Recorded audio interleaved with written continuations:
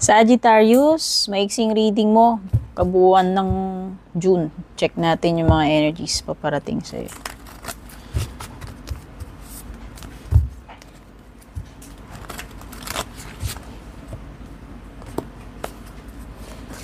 Kamusta? Sana kayong lahat ay okay. Kung bago kayo, don't forget to subscribe, like, follow. Patap na rin po yung bell icon.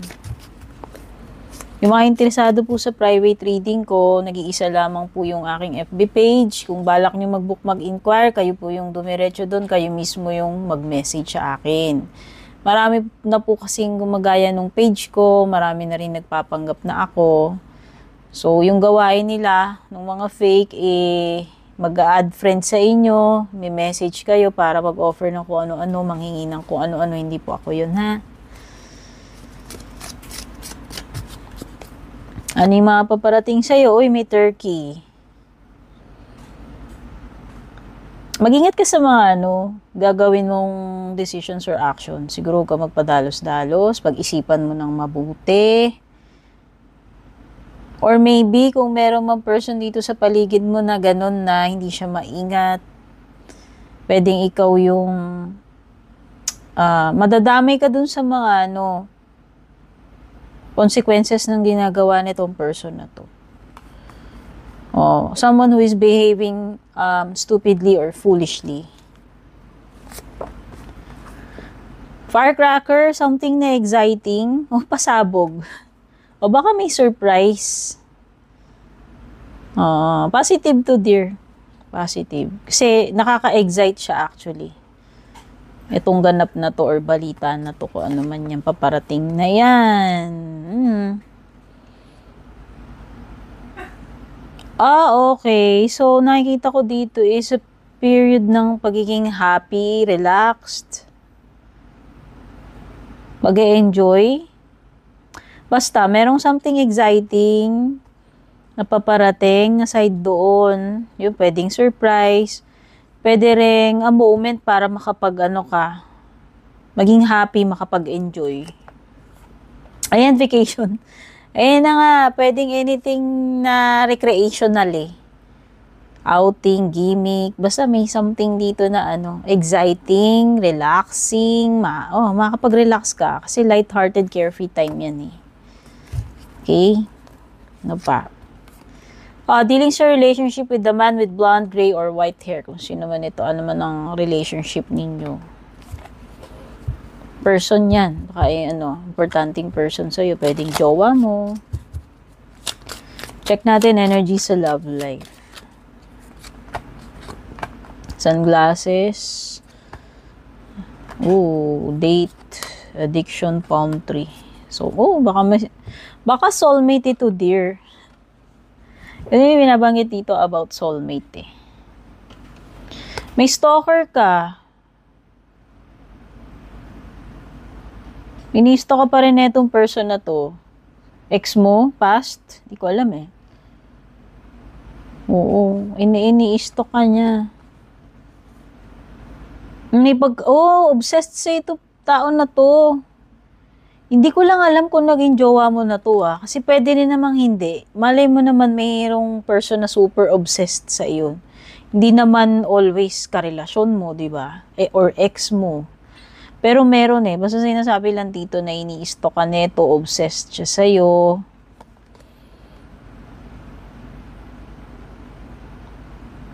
Gusto kanyang i-date, dear. Nakilala mo na ito, past, ex, or person na ini-stalk ka na may pagka-obsessed sa'yo. Gusto kanya maging jowa kung ito yung stalker mo na hindi na nagkakagusto sa'yo. O pwede daw soul connection to pwedeng soulmate energy. Soulmate mo siya. Wow! So, ang nakikita ko dito mga paparating, kung may karelasyon ka na, sa period ng happiness, blissfulness, stability. And kung meron mang bagong person na papasok sa buhay mo,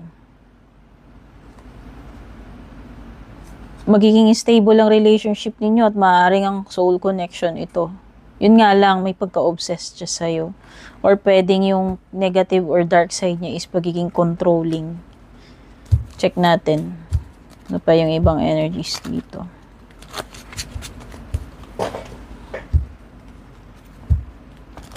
Sensya na kayo sa buhok ko, buhaghag na naman. Ganyan talaga yan. Super buhaghag.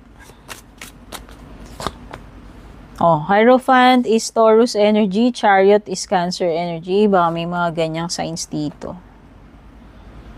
Oh, Chariot, success, at saka Hierophant, magle-level up ka. Something, oo.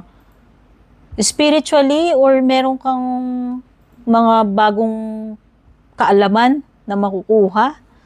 Yan, pwedeng wisdom, pwedeng bagong learnings, kaalaman, or skill. Basta lume-level up ka dito, ayan, dalawang card mo, Chariot. Success tong Chariot na to eh. So, ito ay progress, pag-usad. Moving forward. Leveling up nga ito. Yung iba sa inyo dito, this indicates travel or long, travel overseas. Ayan. Pag-abroad. Basta this is something na matutuloy and maaaring marireach mo yung certain goal. May achievement na element ito. Success, no? Basta nakikita ko dito, magiging matagumpay ka dito sa goal mo na to eh. Kasi determinado kayo naman yun. No? Ang Chariot is also pagiging in control. Kasi ikaw ang, ayan, kung may dalawang sphinxes dito, ikaw ang magdidirekta kung saan sila pupunta eh. So, ibig sabihin nito pagkakaroon ng direksyon or control, no? Wow, ayan, wish fulfillment. O, nakikita ko dito pagiging together again with family, with a special someone. Merong something na mabubuo, matutupad para sa family. This is my happily ever after card kung ako tatanungin. So, parang everything seems happy, nandyan lahat, no? Kompleto kayo mga mahal mo sa buhay, mga kapamilya. Nagsasaya kayo. Merong something talaga ditong ma-achieve na isi-celebrate ninyo eh. Big win, small win man yan, no?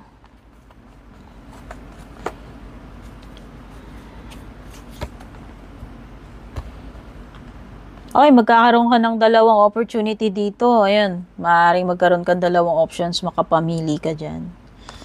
Career, business opportunity, or ayan, sideline, something na pagkakakitaan mo. Nakikita ko rin, magiging busy ka. Oo, meron kang something dito na sikasuhin sabay. Balanse naman sa nakikita ko when it comes to financial. Sapat lang, hindi kulang, hindi naman sobra-sobra.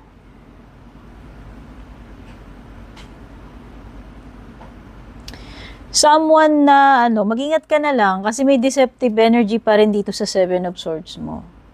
Pwedeng nagawa na niya yan before, mauulit niya pa. Oo. Pwedeng hindi pa rin nagbago to, maloko pa rin to, two-timer or whatever. Hindi mapagkakatiwalaan pa rin. Okay? So, yan yung pinaka-reading mo. Don't forget to like, comment, pa-share na rin. Sana makatulong sa'yo to. Take care. God bless. Babush.